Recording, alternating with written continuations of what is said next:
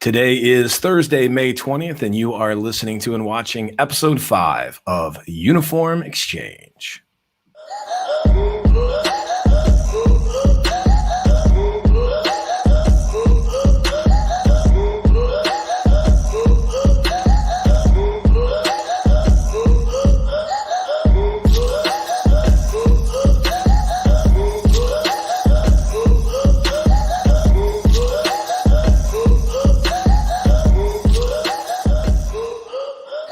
Welcome to all 135 of our viewers who are watching and or listening at home, and welcome to the group to episode 5 in Uniform Exchange, where we present the best, the worst, and honestly the most interesting happenings in the weird, wacky, wild world of sports business, which, as you guys know, leads to sports, which leaks into whatever we think is interesting. I'm Michael Myers. As always, I'm joined by my esteemed panel from Team Marketing Report, Chris Hartweg. The big sports guy, Josh Kyles. And the marketing guy. Happy haircut. Yeah, that's coming. And the marketing man from Goose Island, Mike Smith. Number two dad. I'm humble. You know, there's so many number ones out there. I see him everywhere I go. I'll gladly take number 2. He's not even trying to go for number 1. I was going to ask who the number 1 dad was in your house, but I'm assuming that's you. It is confusing. It is. Well, before we get started, we typically start things off by asking if anything crazy has happened in our worlds in the past week. I threw my back out, so I'm old. Tell me you're old without telling me you're old. Yeah, no, we'll be good. Yeah, it's been you rolled? That's how you hurt your back? You rolled? I rolled? No, I said tell me you're old without telling me you're old. No, I know. How did you tweak your? That's the great thing about getting old, Chris, is you just sometimes don't know. Did you sleep funny? I know you got a mattress. Well, no, it wasn't. I mean, no, because it started hurting before I fell asleep on a particular night. I had built a fence, tore down and built a fence. Why are you doing Tuesday. that? Because it saves about $3,500 to do it yourself as opposed to have the condo association hire out to come in and do it. And because I can, as you can. You built a deck. I've seen your deck. I've seen you build a deck. So listen, you different understand. show. We can talk about my nice deck. All right. Yes. I can't wait till you whip out your deck. It's huge. Michael. Yeah. I tweaked my buttocks. I can tell you're about ready to say that. How do you pull a butt? That's how you tell you're old. You reach over to reboot the Wi-Fi pod booster, and suddenly that hurt. That's what happened. Bringing in the young viewers tonight, guys. Really loading it up. Hey, I got a dad trick for you. Instead of bending over to reset the router, just go down in the basement and flip that circuit breaker off. That way you don't have to bend over. Everything in the house shuts off. The kids are like, "What happened to the Wi-Fi, Dad?" You're like, "Go to sleep." Yeah, shut your pie hole. I'm saving my back. You have to weigh the cost benefit of walking up and down the stairs in that case, though. Just be careful. Just be wary of that. That's a good point. That's a good point. Yeah. But that's what's frustrating. Really what's frustrating is when you go all day, and it used to be that when you did something, you said, "Oh, I think I might have just hurt myself," and then later you find out you did. Now I went through an entire day. Everything was great. I went to my girl's house, went upstairs. I remember everything about that, and my back not hurting. And this is 8 hours after I built a fence. And then I climb into bed, and I asked her the next day, I said, "When did I first complain about this?" She said, "Like at midnight." So there's like a 9-hour delay on me hurting my back. I don't get it. I don't understand. I don't get it. That is also age. Yeah. I don't well, get you it. guys call it age, but you're describing things that I've experienced as an offensive lineman over the years, where I just wake up and things are hurting or broken, not broken, but sprained. Or, I mean, it's so either fat or old. I was going to go with what if you're physical both? specimen. Specimen. Well, according to my doctor, I mean, perfect physique. I'm not comfortable with perfect physique, but I guess it's a technical term. I don't know. Professionally technical term.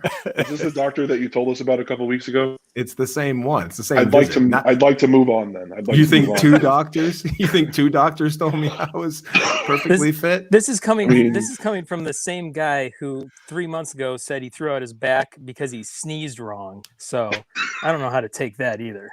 This guy sneezes. He sneezes very aggressively, though. He can sneeze aggressively. I'll say that. The next part about getting old is memory. I don't remember that. All right. Let's get started with a few. Rack it up, I got a job. Make me a safe house. Shake it up, she got her hands on it. Wow. What? That's cool. That came out of nowhere. That threw out my back. So that makes more sense when you told me that you spent all day working on the podcast. Now it makes a lot more sense. I spent all day on a 5-second video. That was it. That was precious. Absolutely. Really, you blew the rest of our budget from the theme song. All right, gentlemen. This week, it was announced that. Sorry, I'm pressing a few buttons over here, so I'm really trying to draw this one out. Too big to derail.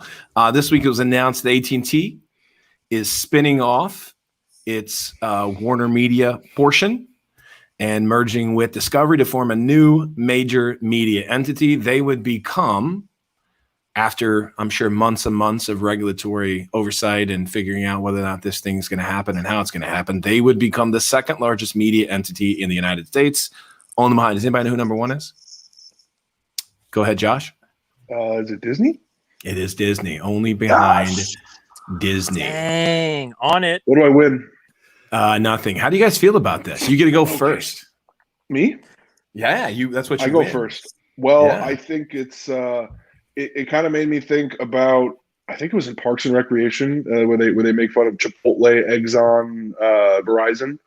It's just we're going to keep seeing all these mergers until it's just one giant company, which Disney, Discovery Plus. Now, technically, this doesn't create any additional companies because one company is splitting and that offshoot is merging with a company that already exists. So technically, we started with two companies, AT&T, WarnerMedia, and Discovery, and now we have AT&T and WarnerMedia Discovery. So technically, we still have two companies. Isn't this a reverse Murphy Trust or something like that for our? I don't know what that. Can we afford a whiteboard to show this next time?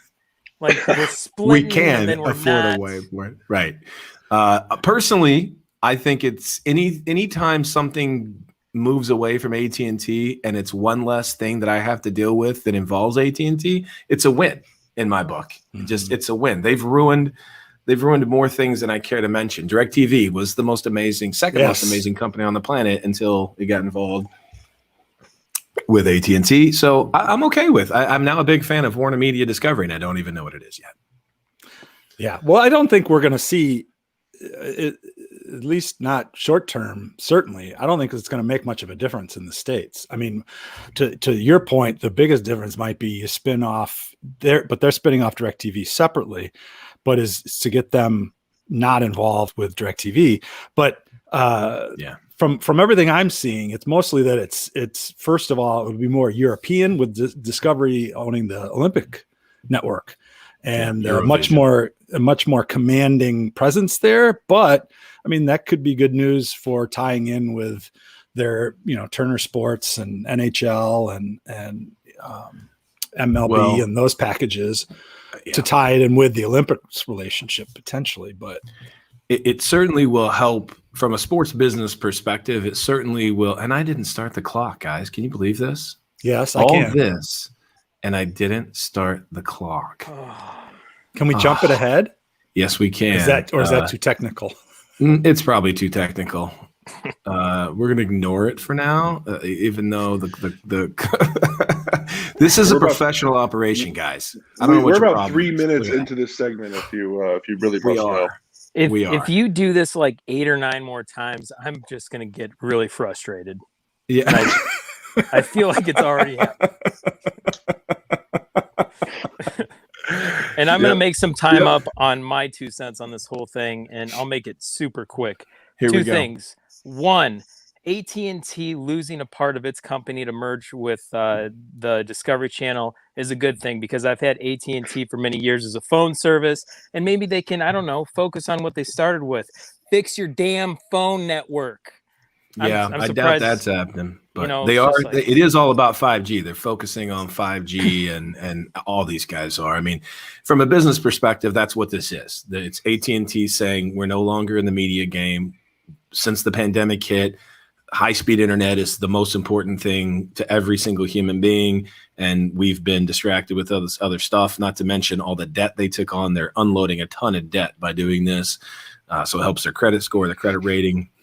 But yeah, they're going to be focused on 5G. So hopefully, do you have AT&T? Do you really still have AT&T? oh yeah, From and a phone perspective? yeah, and I'm sitting out 5G. I'm waiting for 6. Second point, Yeah. Oh, the wow. Discovery merger with Warner. I don't like all these companies peeling off from one thing that you can have all your channels that you want.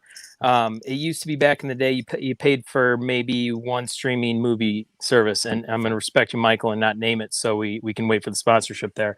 But now you have to pay a la carte for everything. The more companies that split off, and you have to pay a separate fee to have their certain channel packages, you know, it's going to come back to the good old 2000s where I know some people who just went on pirated networks to watch what they wanted, and that included sports too.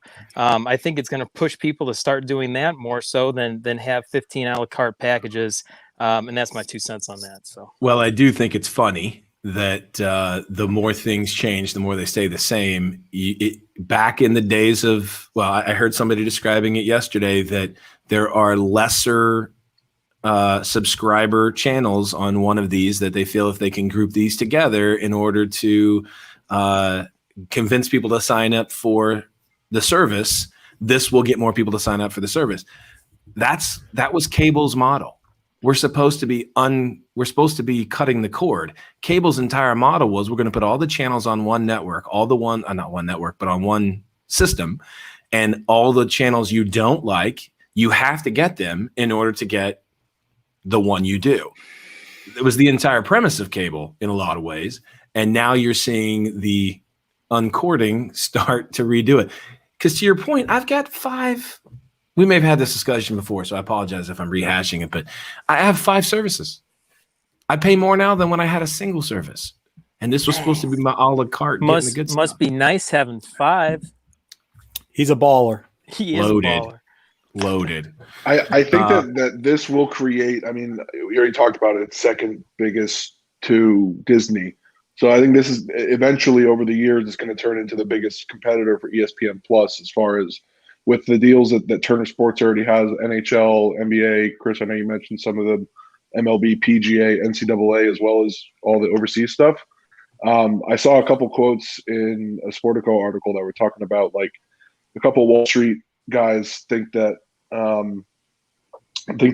within the next few years, there's going to wind up getting almost a quarter of the U.S. ad dollars is going to go to discover this new Discovery, Turner Sports, whatever they're going to wind up calling it. So, and the Discovery president, CEO, basically came out and was like, sports, they look at sports as one of the true differentiators in the future of live TV, because I think we've talked about it before. It's like, what else is must TV live besides? Yeah. What was that 25%? Was that 25% of the sports advertising? Probably the sports advertising dollars. Probably 25% of the entire. 2 Wall Street observers said the WarnerMedia Discovery marriage will create a TV monolith, one that will be the beneficiary of nearly 1/4 of all U.S. advertising dollars. That's insane. That's insane.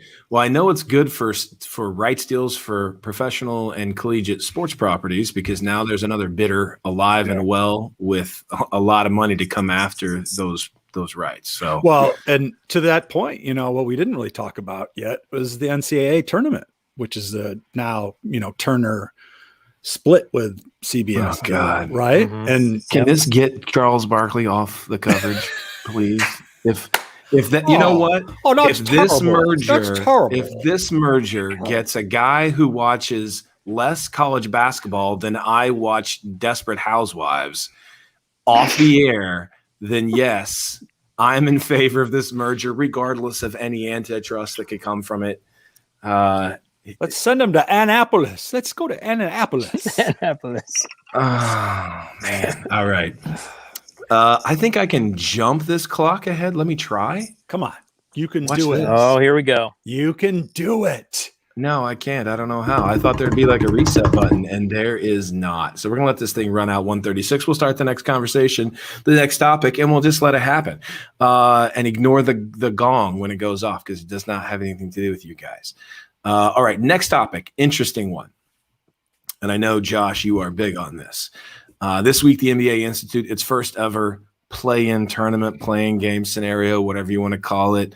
For those that don't know, in the fastest way possible, at the end of the season, 1 through 6 in each conference is automatically in as the 1 through 6 seed. 7, 8, 9, and 10 are competing for the 7, 8 seed. 7 plays 8, 9 plays 10.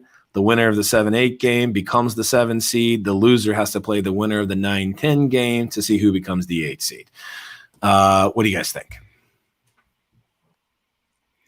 It hasn't got me watching any more NBA than I already wasn't watching before. But I second that.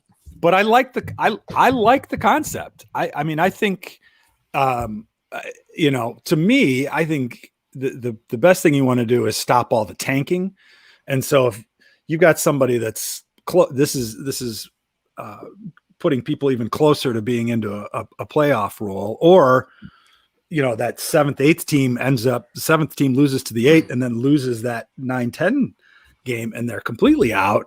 But they're going to get the worst draft pick out of everybody. I mean, I think that's not that the 7 would get the worst draft pick because they should be in the playoffs, but thank you. I'm done. There it is. It's actually a perfect time because I was going to cut Chris off anyways. Yeah. Go for it.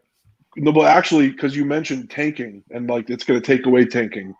One of the big conversations over the last week or a couple weeks as we've gotten closer to the play-in tournament, which I think there's a game going on right now, the Wizards and Pacers, or that might be ending. Yeah. I don't know what the score is, but got to be close to ending.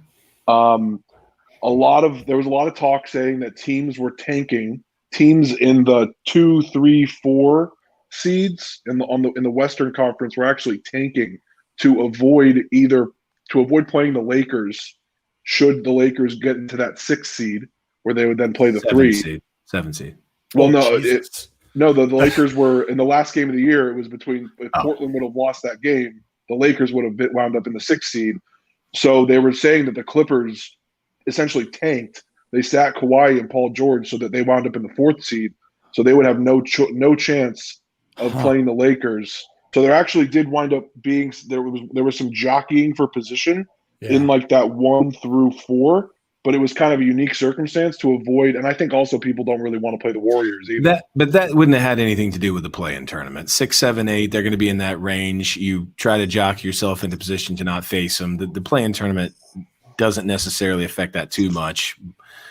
It just put a little bit more of a spotlight on that. I believe that. Yeah, I believe that. But the games themselves have been pretty entertaining for the most part. I think it's kind of funny. Did you have the over tonight? Did you see the final score? I didn't. I didn't get to see the score. Wizards won 142-115. Oh my god! Oh, so I wasn't even close. It's just like a college game. Everybody playing defense, playing hard the whole time. But they were playing hard. They probably were playing defense tonight. How the heck? It's a 1-game playoff series, and if you lose, you go home. So you had Russell Westbrook out there. He wasn't going to let the Wizards lose. We talked about him last week. He didn't even get a triple double. What a loser! Oh, he sucks. How do you have 142 points and that be the game you don't get a triple double? Well, he did have 15 assists. It was the rebounds that were the problem. What, he had like 8 rebounds? All the shots were going in. There wasn't anything to rebound. Nobody was missing his shot. Either team. The one thing I'll say about this playoff structure is I think it's at least heading in the right direction. If you can compare this to baseball and what they did with the 1-game playoff, really exciting, lot on the line. You go in and then you have a different structure where it's best of 3, best of 5, and you get to the best of 7. I have a real problem with the NBA keeping the best of 7 series throughout the whole thing, and it bleeds over into the NHL too. Yep. It's just too long. And I think earlier on, I think they should shorten these series a little bit so the seasons don't bleed into, damn near August. and hurry up. Get to the teams we want to see a little bit faster. I still think you can get the teams narrowed down with a 5-game series. Maybe first off with 3 and start with 1. And I think the NHL I should can do the help same. you sleep easier at night and tell you that no one is ever going to let less games be played because less games is less tickets and less gate and less everything, less TV, less advertising. They will never play less games. They will play more, but they will never play less. But rather than playing a 7-game series, add another 5-game and 3-game series. I'd rather have more teams get in. And there's already half the teams in the NBA. I know. They should just pick 2 teams that don't make the playoffs. Have the exhibition, like the entire season is an exhibition. Would you feel if you were one of those teams? Everyone's in. Yeah. See, I think to a certain degree, but me in Miami. To a certain degree, it is what it is. And they already have half the teams in. So now more than half have a chance. There's 16 teams in each side, 15 teams. What is it, 30 or 32 in the NBA now? 30. So there's 15 teams on each side. 67% have a shot at the playoffs going into the 2 days before the quote unquote playoffs start. That's a lot. You can't go more than that. I mean, are we adapting? Sorry to cut you off. Are we adapting the little league strategies or little league persona now, where everybody gets a trophy? Is that what we're eventually? It appears to be. Boy. It appears you know what to I mean? be. Here we go. Here's my overarching thought. I think they should play one big round robin tournament, and whoever has the best record gets into the playoffs. Maybe an 81 or an 82 game round robin tournament. Where at the end, the teams with the top 8 best records are in the playoffs. Okay. Should we split it up? Should we split it up and do like 8 from one I would say, side of the country and 8 from another side of the country? I think that would work. And then maybe throw some teams in that are like, you don't know if they go on the west side or the east side. But at least then like – you had 82 games to decide who the best. No, you know what? Let's throw out those 82 games and let's just nail this down to 1 game. Just 1. I think the Major League Baseball thing is stupid, but it works and people watch. If I beat you, if I'm 9 games ahead of you in the standings and then I look up and now I got to play a 1-game playoff against you to see who gets to go to the postseason, I think that's really crap because I beat you by 9. You should have to beat me 10 straight games. And if you do, you're in. So it's, play until you lose. But I don't have a problem when that's between wild card teams. Yeah, or not non-division winners. A division winner should not be knocked out. And a division winner can't be. So you're right. A division winner can't be knocked out in a 1-game series. But I've never been a fan of the 1-game playoff. That's because you can't perform under pressure like that. Well, my team never has to play in it. The 1 year it did, they won, so it's cool. Shots fired. It's cool. What are you doing, Chris? That's the tightening sphincter. We just that's what that rating. Was. We just gained an R rating. No more butt stuff on Unified Exchange. Minimal one butt stuff per episode. This is what happens when we go late night. It gets late night. For those of you for the still 139 viewers out there.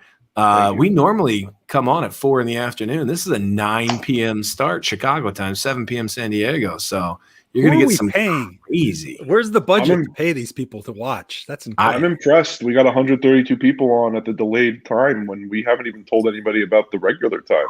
139. Oh, sorry. I mean, there's just people surfing for podcasts right now. They see our pretty faces and be like, these assholes are probably talking about something interesting. They probably saw this. They wrong. Probably saw this. Like, is that guy doing a hand puppet or a sphincter? I got to stay on.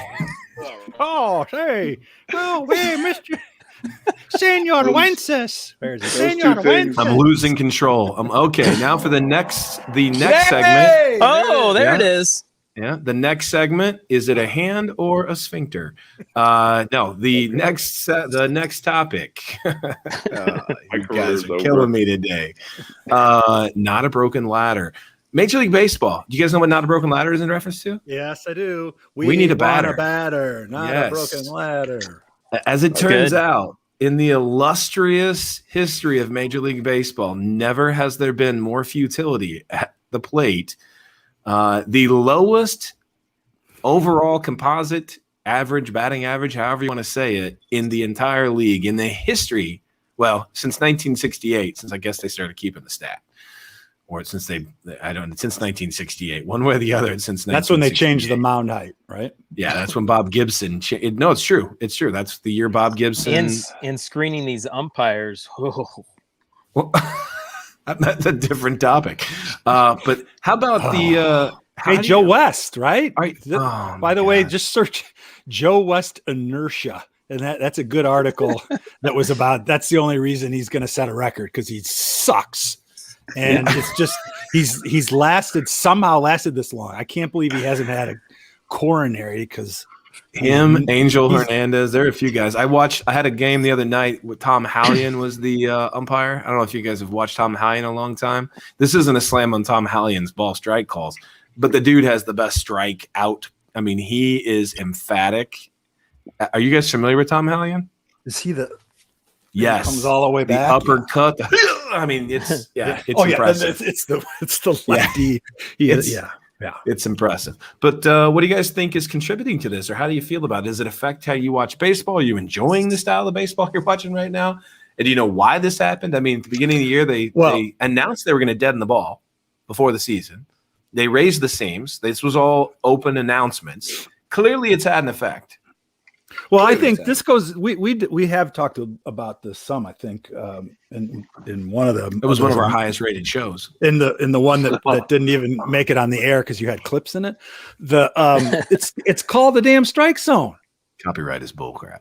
Yeah, call the strike zone. Get guys swinging now. I'm fascinated by the idea of moving the mound back, and I've been reading a lot about that. I think on the Athletic guys have been talking about that.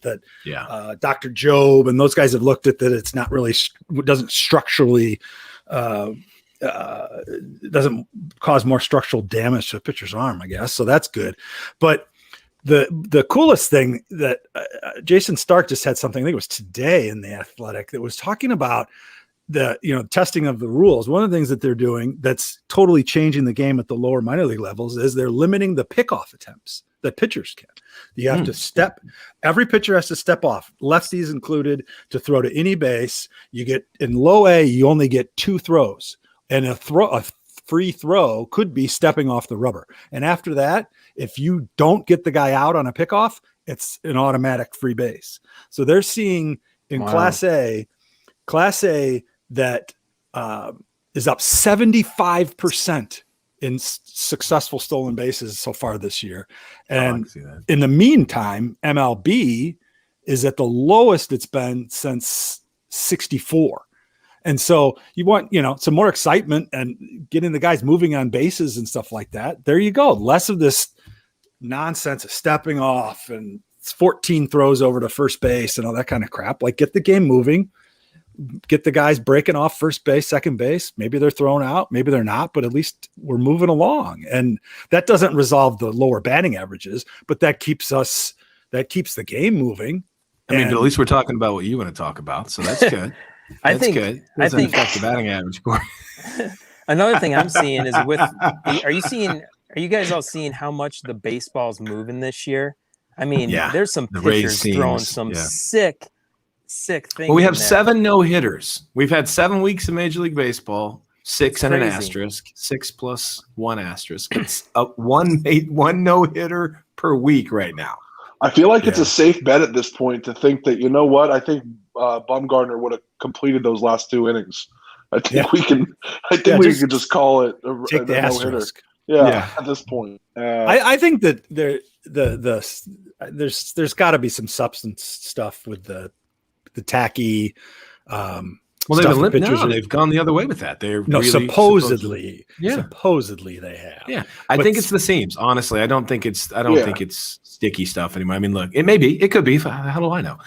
So you might be right, Chris. You very well could be right. I'm over here like defending it like I have some sort of inside knowledge. There's absolutely nothing sticky on these balls. But I will say baseball, right? Yes. Well, there's one thing. There's one thing that we know. There's one thing that we know happened. The stitches were raised. We don't necessarily know that there's any sticky substance. I mean, we know there might be some people that like to get away with stuff, Michael Pineda. I mean, look, the seams being raised would affect, I would think, obviously it affects the spin rate and what happens when the ball is thrown because you get a better grip on the seams and it's going to move more. And the seams being raised probably also slow a ball down that's flying through the air because it's increasing the resistance that it has. Drag. So, yeah. But look, all those things true. They all feel like Band-Aid fixes to what drives me crazy about baseball. And I hate the fact one true outcome or the 3 true outcomes or whatever the term they're using now for walk, strikeout, home run, right? The 3 true outcomes is how they reference those now. I think that is just a terrible way to reference. I mean, there's so many true outcomes. And if we reduce baseball to those 3 outcomes, it becomes an extremely boring game to watch. If every hitter is going to strike out, walk, or hit a home run, and that's as much to blame for these batting averages as most anything. I'm sure that all these things we're talking about make a difference. And yes, Chris, I think there are ways we can tweak the game. But until guys get back to like, I'm going to hit behind a runner, and I'm going to, and maybe that makes me sound like an old man, but it gets boring to watch. It gets boring to watch station. But I mean, I think that's exactly that three true outcomes mentality when guys are drafting players and they're bringing them up through the minors. They're not teaching them, and it's not like I'm an old guy that these kids these days. Well, the kids are doing what they're told to do. It's the coaching. The analytics are telling them that it's smarter to swing for the homer and barrel the ball than to try and steal second. The reward is not as great. The risk is high. Like all the analytics are telling them this is what they're supposed to do. Analytics, there's got to be a marriage between what analytics say is the best and what's entertaining to watch, because you can go full analytics and then nobody's going to watch your damn game. Well, advancing look at what the Cubs have done over the last 10 days or whatever, when they finally started advancing runners instead of just all trying to hit home runs. Yeah. Well, you can say, I hate to say another Chicago team, but the Sox the same way. I just feel that, from a team that's only hit home runs for so many years, and that's what they've only relied on, to a team that is, at the bottom of the list for home runs, but scoring runs through hitting. And you got guys, I think, that are adjusting to what we're seeing in the pitching. If you have a hitter that goes up there and wants to just get a hit, whether it's a slap hit, like Nicky Two Strikes has been doing ridiculously, changing your stance and your bat in your swing when you have 2 strikes, like legitimate and not choking up on the bat. Yeah, just going like the other way, those simple things. But I mean, that's it. Like, look at a guy like Rizzo. He can hit home runs and be a superstar in that end. But like, he goes fundamental. Over. He chokes up and he advances Amazing. The guy. Make sure and. Like, why don't more guys see that you can be a star even if you're doing that kind of stuff? But the game hasn't been played like that, but from a few players for so many years. Right. No, but it's so exciting to see. I wish more teams adapted it. More hitters went up there and it's a much more exciting brand of baseball, in my opinion. I think it's just a much more exciting brand of baseball when there's activity on the bases, there's motion, there's line drives, there's hit and runs, there's hitting behind the guys, all those things, putting the ball in play. That is just so much more exciting to watch than swinging for the fences, whiffing, walking. It's just a mud grind. And as far as the White Sox, it's an unpopular opinion, but their leadership now is a guy that plays that way. A guy an old school manager. So it's a very unpopular old school manager right now. We're going to get to that. Next topic. We're 2 minutes behind, but we're going to be fine. We're going to make it up on this one. NCAA. Recent announcement. You guys know how I feel about the NCAA, and they're always on top of things. They've made an announcement that they are setting a hearing. I guess it's a hearing on June 21st, June 22nd. To discuss and potentially have a vote. Have a vote on name and likeness. I have my opinions. I'm gonna Chris, you've been living inside this NIL stuff for a while. What's your first thought here? My first note for topic NIL is blah. You made that now. It's a joke. It is a joke. The whole thing? You really know that the NCAA has had all this time to prepare for this. They postponed even having a discussion of it in January. And now, June 21 to 23, we're going to. Seems like a good round date. Figured out. What the fuck are you talking about? Like, this is not. I mean, I get it, and that's where I will cut on every end of this spectrum of some slack, is because this is not an easy. We've talked about this now already multiple times, that it's not an easy issue, but to not even try to come up with. I mean, that's my problem. I think it's yours with the NCAA, is like, where is the friggin' common sense kind of approach to some of this stuff that just is a way. Well, my problem with the NCAA is that more people don't bring them in crisis moments to solve their issues. That's my biggest issue with the NCAA, is that they could do so much more for so many people, and they're just not consulted. Mike, Josh, how do you guys feel about this? I just think it's funny that we're reading this thing on the bottom of the screen, and it says NCAA meetings set for June 21st, 22nd, ahead of July 1st state ratification for 6 states.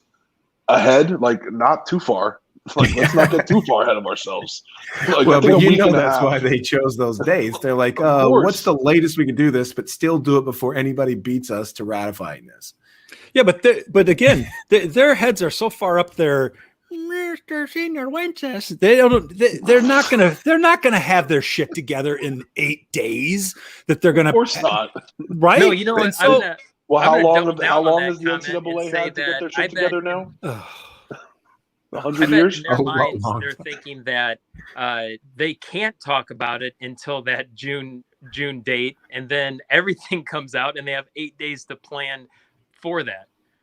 I look, I'm sure that there are many conversations going on behind closed doors, right? I'm sure of it. You don't have to have a hearing to be talking about something.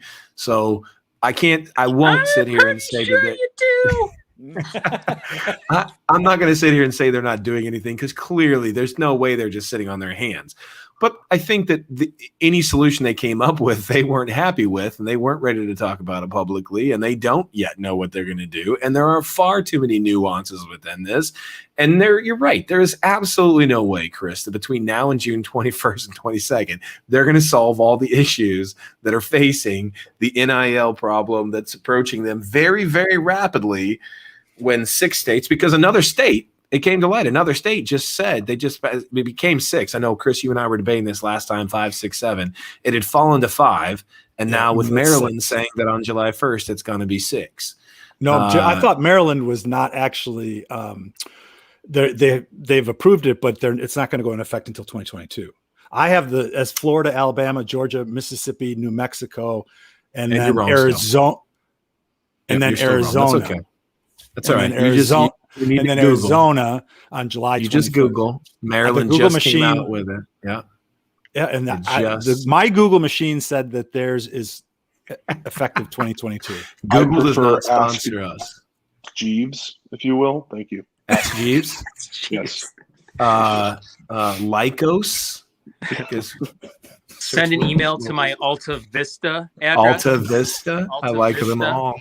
I just got blow me at hotmail.com, Myers. That's below me. BELONE. Below me. Oh boy. Hey, did you guys hear that gong sound? I swear I heard it. Yes, I did. Or is that just me? That was just me banging my head against the wall. No kidding.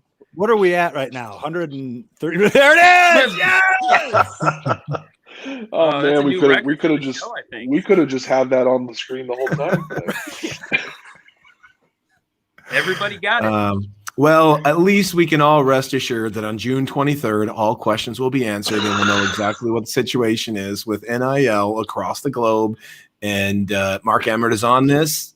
He's got his crack squad on crack, and they're going to figure it out. 15 seconds. We finished that topic early. I can't wait. We're going to just count the gong down. I heard Mark Emmert actually told his vice commissioner to just handle all of this crisis, and that he's just completely washed his hands of that. I'm just kidding. No leader would ever do that in a crisis. That was perfect timing. It was really good. That was really good. All right. Another interesting story in the world of soccer, because you guys know I'm a huge football fan. Columbus Crew decided to. Josh gives zero shits. He's just out. Gone. I'm not a soccer guy. He's like, I'll be back someday. Hey! Columbus Crew after, Hey, guess what? I don't We're know, done what with is the it, topic. 20? And that's it. I 25 years. I should leave more often. We Yeah, get viewers things dropped going. to like 10. Football. You guys are killing me tonight. I love it. Sorry. Columbus Crew, 25 years they've been in business. And they decided to rebrand, and it did not go well. It did not go well at all. And I'm just going to throw the fact out there. They rebranded. They changed the logo. They changed the name from Columbus Crew to the Columbus SC. And many fan advocate groups had a problem with this, brought the problem, protested, did all the things. And as of Monday, they have, after meetings with these individuals, have re-added the word crew to the name. They have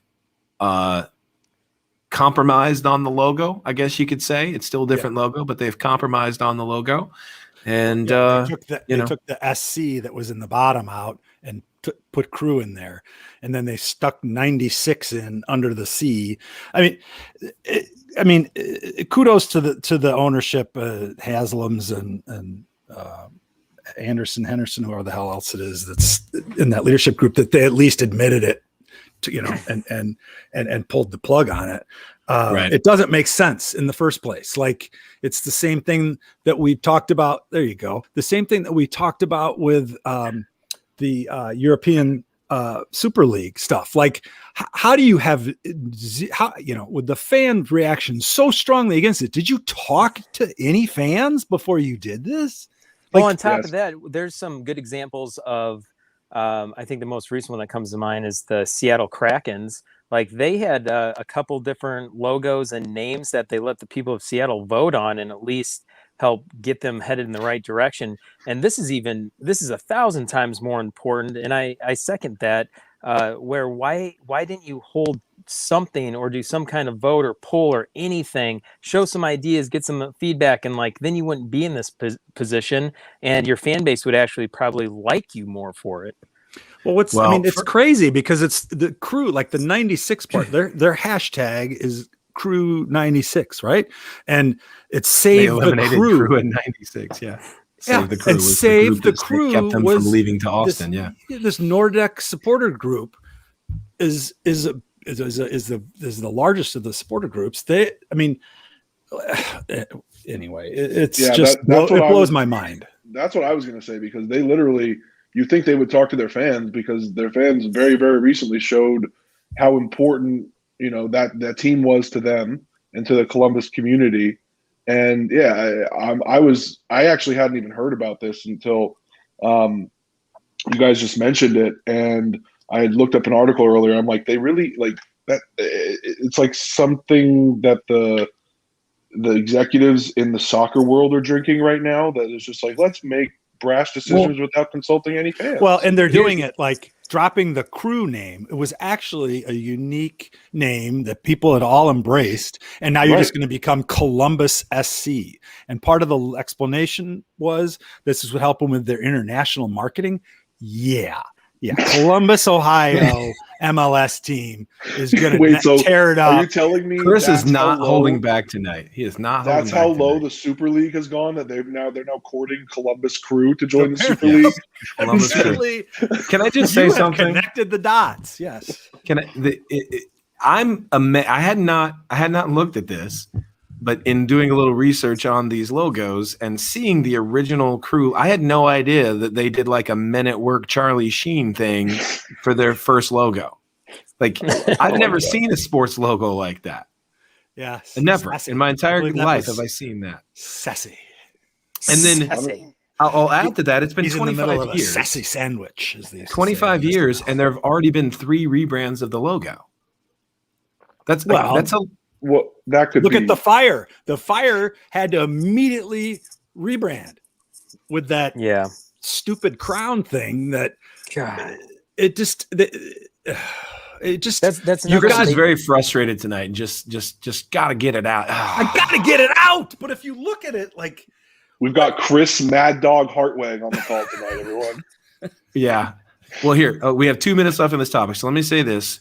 All 3 of you seem to be in agreement that the team should have done some sort of outreach and addressed this and had a conversation with their fans. Yeah. I personally, I'm on the fence. Like if I own a team, I should be able to do what I want. But if there's backlash, we're definitely in a time when there's backlash, and you really have to keep everybody happy. It was never going to work. So I think in today's day and age, you kind of have to do what you guys are saying. Michael, who pays your bills if you own the team? Who's making you money? The fans. Well, sorry, I gave Thank you that you. business 101, but I'll send you the bill later. I'm just trying to think of the last time the St. Louis Cardinals altered their logo and did a survey before they did it. They don't. Hey, one. That's not a thing. Since you just mentioned the St. Louis Cardinals, and we're moving on to the next topic anyway. Well, we still have a minute and 23. I wanted to just.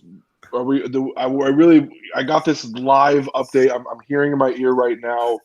Albert Pujols has hit his first home run as a Dodger. Do you care to comment? Good for him. Good for him.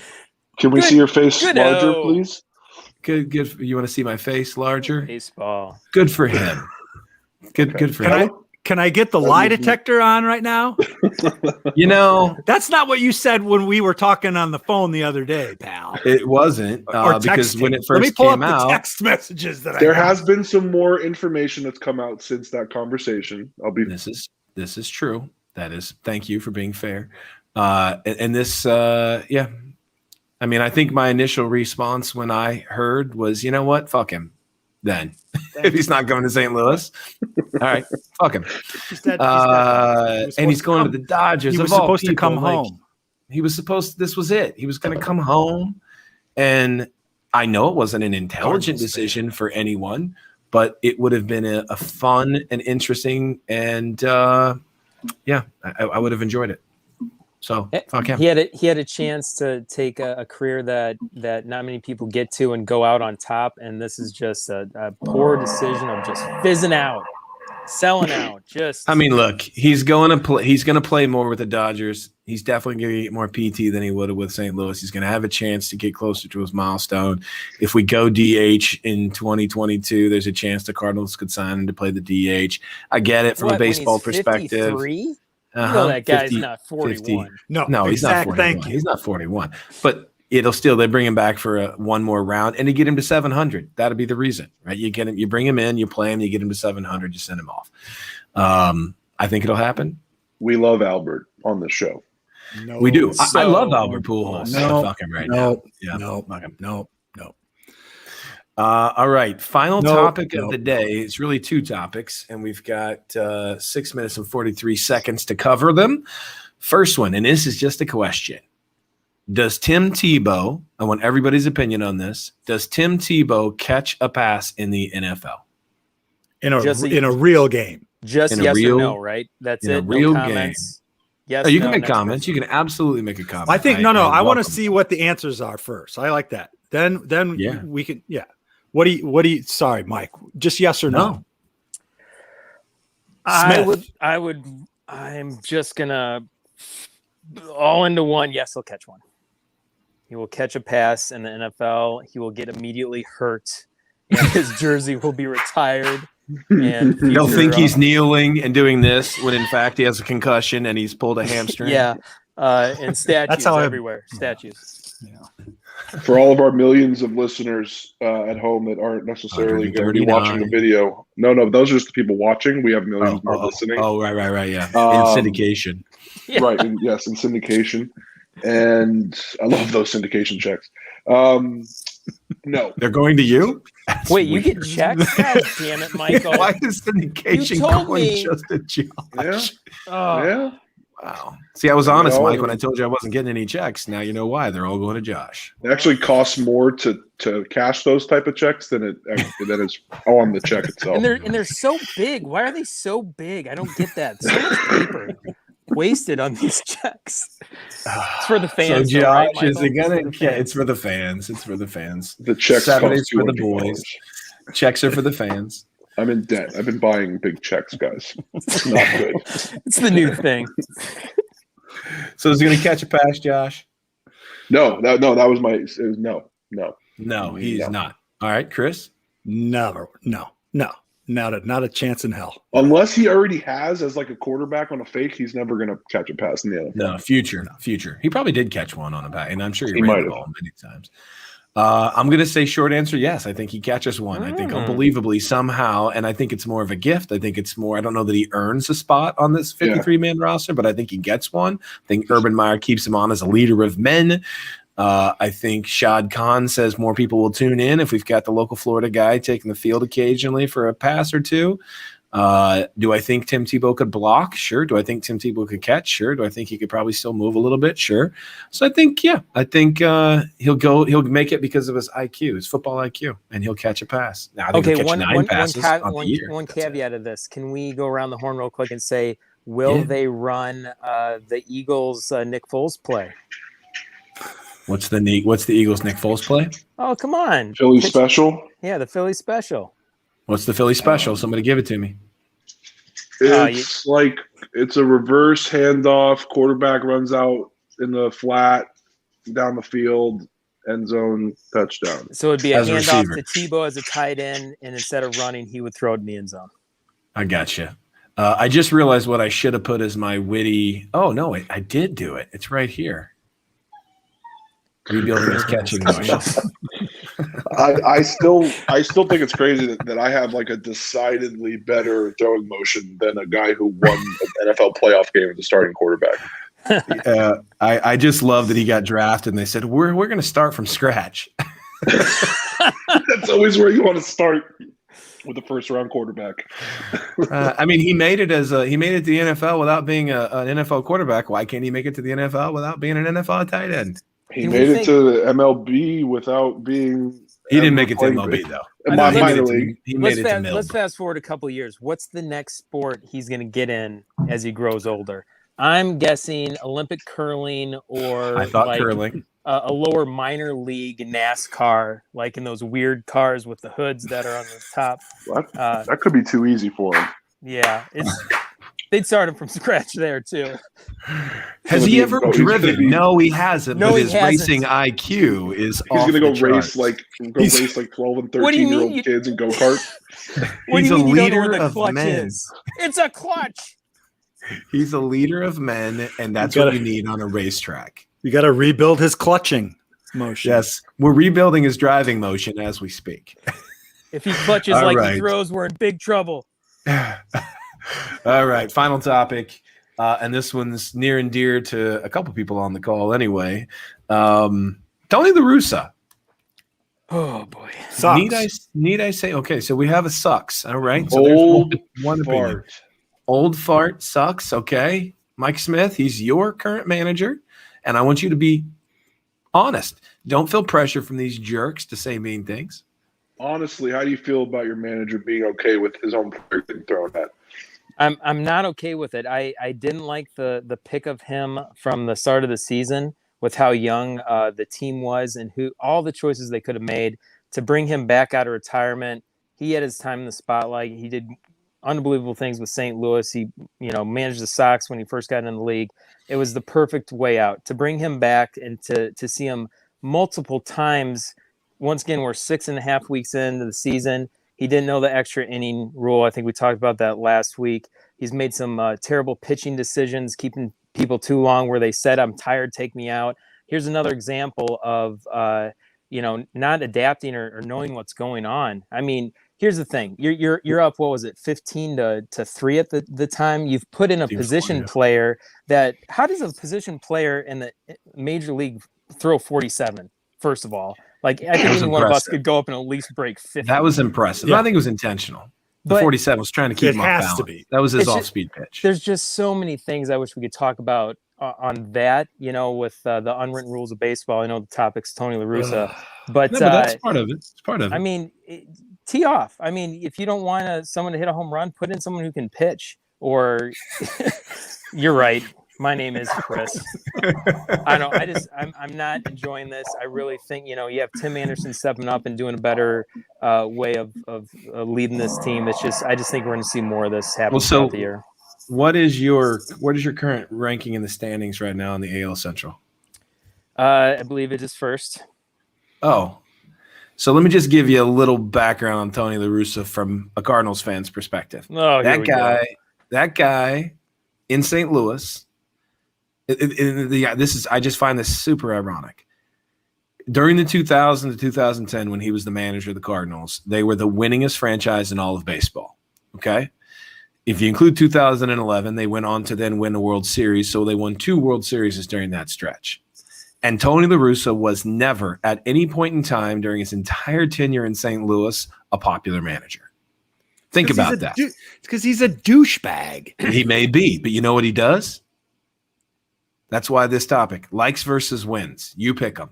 Do you want to like your manager or do you want to win ball games? Now, granted, the White Sox are a very good team. Tony La Russa is 76 years old.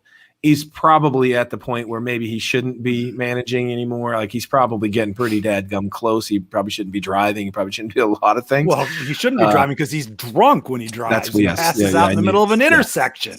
I mean, get the guy a rascal. That'll make things interesting. You know, that would solve down everything. the dugout, come up to the plate, try to kick dirt out of that thing, have someone tip it over. That's exciting baseball. That's baseball right there. That is. But I will say, look, I think that 90% of what Tony La Russa does is intentional, and minus the DUI. Most things he does that drive fans crazy, he does on purpose. I know I said he openly acknowledged that he didn't know that rule. I'm going to go out on a limb and say that 75% of other managers also didn't know that rule at that time.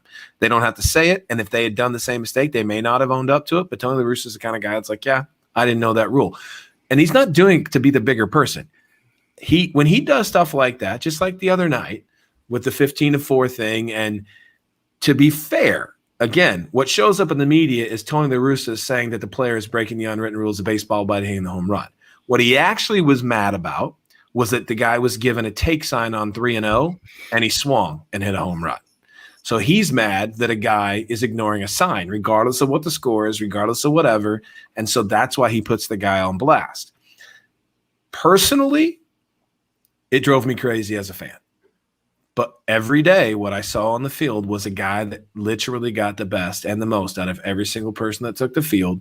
And if you're okay with dealing with that crap, there's a good chance you'll win a lot of games with Tony La Russa as your manager, because the guy knows how to manage a baseball game, and he knows how to keep the spotlight shining on him and less on his players so they can focus on doing what they do, which is go out and play.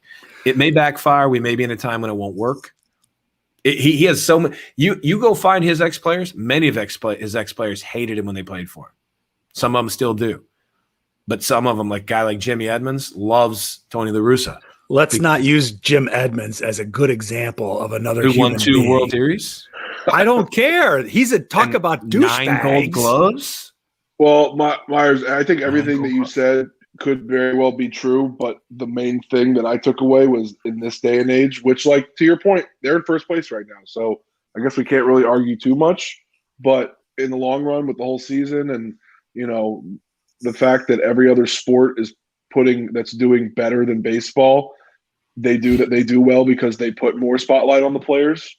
So, I mean, I'm sure it came down to a conversation with ownership, and that this is probably what ownership, exactly what they wanted. But is it going to work in the long run? We will see. The biggest issue with baseball has got nothing to do with Tony La Russa. It's got to do with guys hitting homers, striking out, and walking, in my opinion. You got to get away from that. Well, hear me out on this. What if we change it so if you're, should there be a 10-run rule? No, I don't think so. If you're losing that bad, you put in a position player. Sabathia. Oh my God. Go ahead. You put in a position player and you get a home run hit off of them, off of a 3-0 count. Maybe the new unwritten law rule is the next inning, whoever's up at bat, you pick it. That player who hit the home run has to pitch to him. Would that make things exciting? I mean, let's make some crazy ass rules in there. Let's really shake things up. Let's shake we're going to start things someone up. on second Let's base shake in extra inning. I mean, up. this is right in line with that. That would require you to write that down. Wait, you guys aren't taking notes? They're unwritten. It's unwritten. So it can't stupid. be written. You can't. An unwritten rule is you're not taking 3-0 when you're up 11. You're trying to get your bat over. Go. Yeah. That's my unwritten rule. Yeah. Why was he given a take sign? Yeah. That's what I don't know. Why are you giving somebody a take sign? And I heard an interesting comment from an announcer yesterday who said, look, even the pitcher doesn't want that guy is not out there because he wants to throw more pitches. He's trying to get this thing over with. He's like, swing. Yeah. If you hit a home run off of me, Right. you hit a home run off of me. I'm a position player pitching. Nobody's going to crucify me. So I'm just throwing this thing over the plate. You really taking 3-0? That's almost douchier. Taking 3-0 is almost douchier. That's what I think.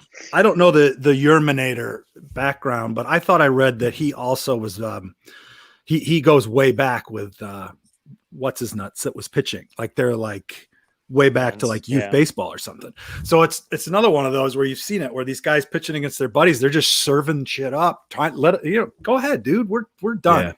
Well, I read that he berates old people like to their faces, and I think Tony's just going to get some of that stuff in line. Right? He's just like, I got to get this guy squared away now because he's going to abuse a 90-year-old woman at some point. It's going to get caught on tape, and he's going to get suspended. So I got to nip it in the bud. Guys, thank you for joining on such a late night. Oh, somebody sent something to the private chat 1 minute, an hour ago. No. Oh, 1 minute. Look at you. Nice work. I got a guy helping out over here. I appreciate you guys joining. You're awesome.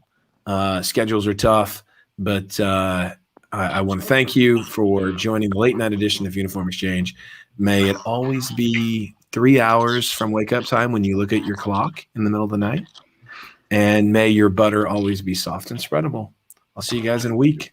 There it is.